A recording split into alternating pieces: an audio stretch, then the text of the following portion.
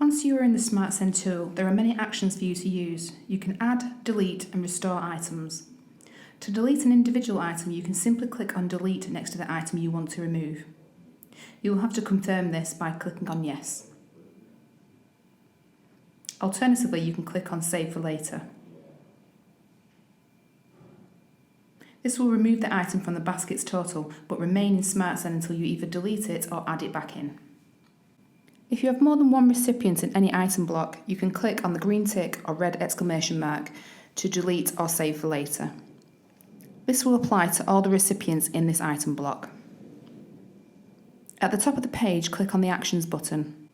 From this drop-down, you will be able to restore and delete multiple items as well as saving all items for later. To delete multiple items, click on Delete Items. You can choose to delete all items. Items imported before or after a particular date, or items from a specific marketplace.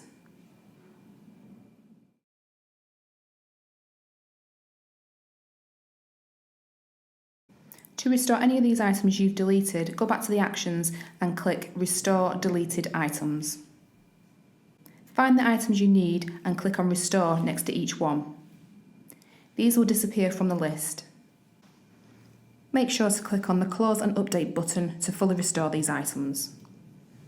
You may also see there is one more option for removing items from the tool. If you have previously saved items for later, you have the choice of deleting all of these by choosing the Delete Paused Items. You'll be asked if you'd like to do this. Click on either Yes or No.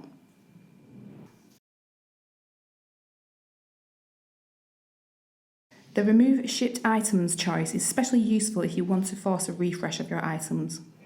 As long as you have changed the statuses within your Marketplace account, SmartSend will update accordingly.